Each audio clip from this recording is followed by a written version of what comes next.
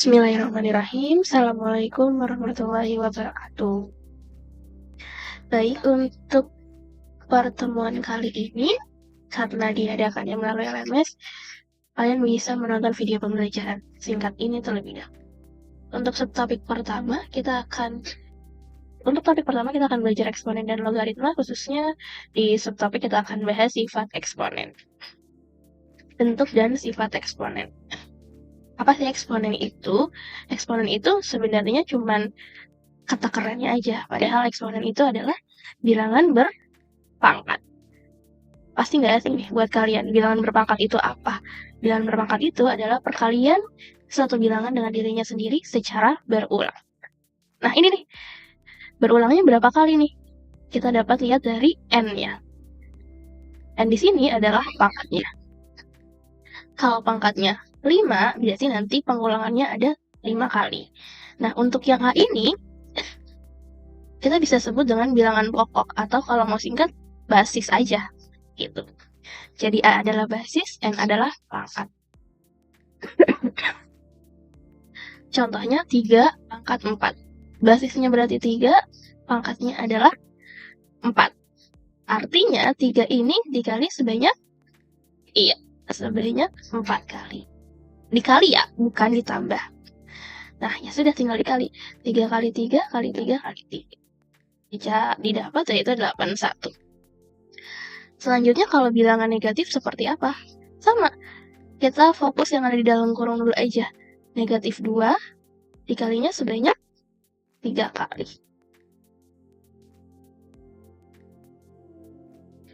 Kita hiraukan dulu negatifnya. 2 kali 2 kali 2 yaitu 8. Ada notes di sini, kalau pangkatnya ganjil, hasilnya negatif. Kalau nanti pangkatnya adalah bilangan genap, nanti hasilnya pasti positif. Ini harusnya plus 16 ya, karena 2 pangkat 4-nya adalah 16. Bagaimana kalau bilangan pecahan? Sama aja, berarti setengahnya dikali sebanyak 4 kali. Kalau perkalian pecahan, atas kali atas semuanya, bawah kali bawah kali bawah. Didapat 1/16, gitu. Oke, langsung kita ke sifat pertama, yaitu pangkat penjumlahan. Di sini, simpelnya ketika ada perpangkatan dan operasinya perkalian, maka pangkatnya harus dijumlah. Jadi perkalian itu hubungannya sama penjumlahan. Tapi di sini ada syarat. Kalau basisnya harus sama. Basis itu yang mana? Angka-angka yang paling besar nih. Gitu. Misalkan contohnya 2 pangkat 4 dikali 2 pangkat 3. Basisnya di sini kan yaitu 2 sama 2. Artinya kalau basisnya udah sama, kalian tinggal jumlahkan pangkatnya aja. 2-nya jangan diapa-apakan. 2-nya akan tetap 2, pangkatnya saja yang berubah. 4 ditambah 3, yaitu 2 pangkat 7. Nah, kalau seperti ini bisa nggak dikerjakan? 2 pangkat 4 dikali 3 pangkat 3. Untuk kasus seperti ini, tidak bisa dikerjakan. Karena apa? Karena basisnya berbeda. Jadi perlu diperhatikan. Untuk sifat kedua masih sama seperti sifat pertama. Kalau pertama ini perkalian jadi penjumlahan, yang kedua pembagian hubungannya sama pengurangan. Dengan syarat yang masih sama, basisnya harus sama. Nah, basis di sini nggak selalu huruf ataupun nggak selalu angka. Bisa nanti ada huruf, bisa juga dengan angka. Kan kalau contoh pertama tadi pakai angka nih, basisnya 2. Tapi untuk contoh yang kedua saya gunakan pakai huruf. Pangkatnya tinggal dikurang. Kita misalkan di sini ada A pangkat 8, B pangkat 3, C pangkat 4. Dibagi A pangkat 2, B pangkat 2, C. C berapa nih? Kok nggak ada pangkatnya nih? Kalau tidak ada pangkatnya, artinya dia pangkat 1. Sama seperti kalau kita misalkan nulis 2. Ini kan nggak ada pangkat nih. Padahal dia punya 2 pangkat 1. Jadi kalau misalkan dia nggak ada pangkat, itu artinya pangkatnya 1. Kalau kita lihat, kalau kita lihat yang pembilang A, B, C. Itu nggak bisa jadi nanti A, B, C nanti dipangkatin 8 tambah 3 tambah 4. Itu salah. Tapi yang pasti kita harus nyari yang absisnya sama. A sama A, B sama B, C sama C. Nah, kita berarti operasinya pembagian nih, karena kan atas bawah. A8 dibagi A pangkat 2. Kalau dipecahkan ini tuh, terus B pangkat 3, B pangkat 2, C pangkat 4, C pangkat 1. Ini pembagian, basisnya udah sama. Tinggal dikurangkan pangkatnya. Menjadi A, 8 dikurang 2, terus B-nya 3 kurang 2, C-nya 4 kurang 1. Didapat A pangkat 6, C pangkat 1, B pangkat 1 maksudnya, dan C pangkat 3. Oke, jadi untuk sifat 1 sama sifat 2 ini saling berhubungan. Jadi simpelnya kalau perkalian berarti nanti pangkatnya ditambah, kalau pembagian pangkatnya dikurang. Dengan syarat basisnya harus sama, atau angka yang paling depannya itu harus sama. Kita lanjut ke sifat ketiga dan keempat.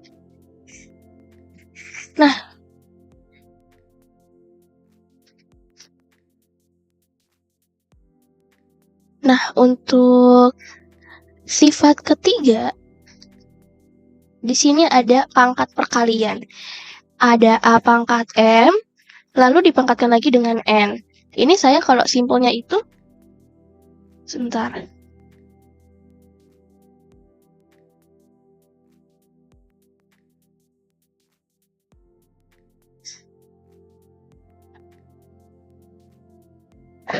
Di sini simpelnya itu saya suka bilang ketika pangkat double. Pangkat double, pangkatnya harus dikali. Misalkan di sini ada 2B, dipangkatkan 3, dipangkatkan lagi dengan 5. Nah, di sini ada lagi prinsip adil. Adil tuh maksudnya gimana, Bu? Nah, ini kan ada 2 sama B. Nah, biasanya kalian cuma jawab tinggal 2B pangkat 15. Karena 3 kali 5 adalah 15. Padahal di sini kita menganut prinsip adil. Artinya 2 harus dipangkatkan dengan 5, B-nya juga harus dipangkatkan dengan 5. Kita lihat jadi seperti apa. Pertama urus si 2 pangkat 5. Lalu B-nya pangkat 3 dipangkatkan dengan 5. 2 pangkat 5 berapa? 2 kali 2 4, 4 kali 2 8, 8 kali 2 16, 16 kali 2 32. B-nya jadi pangkat 15 karena 3 dikali 5. Jadi di sini ingat ada prinsip adil, jangan keliru. Nah, misalkan seperti ini. Kalau misalkan untuk bentuk pecahan seperti apa ya? Sama aja. Artinya 2 nanti pangkat ini dikali dengan pangkat 3/4. Kita cari 4 dikali 3/4. Kita coret aja nih bisa. Karena apa sih? 4 ini sebenarnya kan 4/1. Cara-coretan dalam pecahan bisa dilakukan jika atas bawah dan bawah atas. Yaitu tinggal 3/1. Terus ini 2 pangkat 3 yaitu 2. Kalau misalkan kalian nggak mau coret, nggak boleh juga. Nih, 4 dikali 3 yaitu 12 per 1 dikali 4. 4. 12 bagi 4 juga 3. Hasilnya sama aja. Jadi jangan panik kalau misalkan kalian ketemunya bentuk pecahan. Tinggal dikali bentuk pecahan. Nah, untuk sifat keempat masih berhubungan dengan sifat yang ketiga dengan harus berprinsip adil. Di sini ada A kali B, biasanya ditandai dengan dalam kurung. Pangkat N artinya A dipangkatkan dengan N, B juga harus dipangkatkan dengan N. Pun pembagiannya juga seperti itu, atau dalam bilangan pecahan. Misalkan contoh, di sini ada dalam kurung nih. Ya sudah, kita urus satu-satu dulu pembilangnya dan penyebutnya. Pembilangnya jadinya kan 2AB2, ini belum dipangkatkan dengan 2 plus A pangkat 3 dipangkatkan dengan 2. Nah, dalam kurung lagi nih. Nah, ini baru pakai prinsip adil. 2 harus dipangkatkan dengan 2. A harus dipangkatkan dengan 2. B-nya dipangkatkan 2 seperti ini. Yang bawah, kalau mau langsung boleh. Berarti ini kan double pangkat A pangkat A.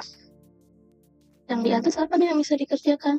2 pangkat 2 yaitu 4, lalu A-nya tetap pangkat 2, B-nya jadi pangkat 4. Karena ini double lagi. 2 dikali A pangkat 6. Nah, masih ada A yang sama nih di sini. Nih. Tuh. Operasinya apa kalau atas bawah? Pembagian. Kalau pembagian berarti ingat dia hubungannya sama pengurangan. Berarti pangkatnya dikurang. 4 tetap kita tulis. A-nya jadi 2 dikurang 6, yaitu negatif 4, B-nya 4. Seperti itu.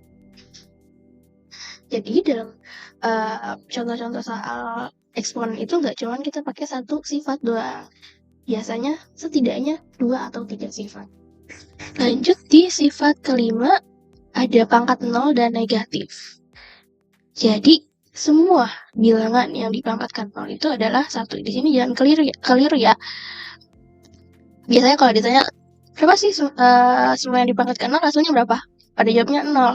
Karena kalian terikat pada semua perkalian yang dikalikan dengan 0 adalah 0. Nah, itu hanya khusus perkalian. Tapi untuk perpangkatan, semua yang dipangkatkan 0 itu hasilnya 1.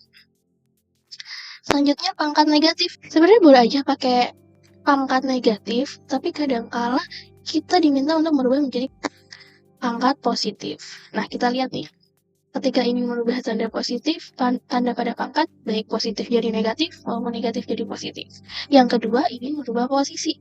Awalnya jadi penyebut, jadi bilang, atau dari atas ke bawah ke atas. Cluenya ada di sini. Tiap kalian mau ganti tanda pangkat, itu rubah posisi. Yang tadinya di atas jadi di bawah, bawah jadi di atas. Misalkan, kita lihat. Di sini kan sifatnya A pangkat min M, 1 per A pangkat M. Lihat, ini kan harusnya per 1 dong. Otomatis A pangkat min 6 ini ada di atas. Ketika saya mau merubah tanda negatif menjadi positif, artinya pindahin aja jadi di bawah. Nah, tuh. Udah di bawah, udah nggak ada negatifnya. Jadi 1 per A pangkat M. Misalkan contohnya di sini ada A pangkat min 4. Sininya saya mau ganti jadi positif. Berarti 4-nya tetap di atas, B-nya juga tetap di atas, A-nya udah jadi di bawah. Pun seperti ini, ketika saya mau M pangkat 2-nya ini naik ke atas. Berarti ketika dia di bawah mau naik ke atas, tandanya harus rubah. Jadi negatif, seperti itu. Jadi cluenya, setiap mau pindah harus ganti tanda, dan setiap mau ganti tanda, kalian harus rubah posisi. Oke, selanjutnya ini ada sifat terakhir. Nah, ini coba diperhatikan untuk sifat ke-6, ada pangkat pecahan. Bagaimana sih cara merubah dari sebuah bilangan pangkat menjadi bilangan akar? Kita lihat. Pangkat 9 per penyebut sama dengan pangkat dalam per luar. Pangkat dalam ini yang mana sih? Yang ini. Karena di dalam akar. Ini saya bilangnya dalam. Ini luar. Ini atas. Ini bawah. Ya sudah, intinya yang ada di dalam itu pasti di atas, yang di luar itu pasti di bawah. Misalkan ini. Ada akar 2 dari 16 pangkat 5. Berarti 5 ini kan jadinya akan ada di atas. Dan yang di luar akan ada di bawah. Jadinya 16 5 pangkat. Sebenarnya jawaban seperti ini sudah benar, tapi masih bisa kita sederhanakan teman-teman. 16 ini kan sebuah bilangan berpangkat dari berapa? Dari 4 pangkat 2. Dipangkatkan dengan 5 per 2. Ini pakai sifat apa lagi? Double pangkat. Kalau double pangkat, pangkatnya dikali. 2 dikali 5 per 2. Berapa? Bisa dicoret ya? 5. Artinya, 4 pangkat 5. Nanti dicari hasilnya berapa. Jadi ini termasuk dalam penyederhanaan bentuk pangkat juga.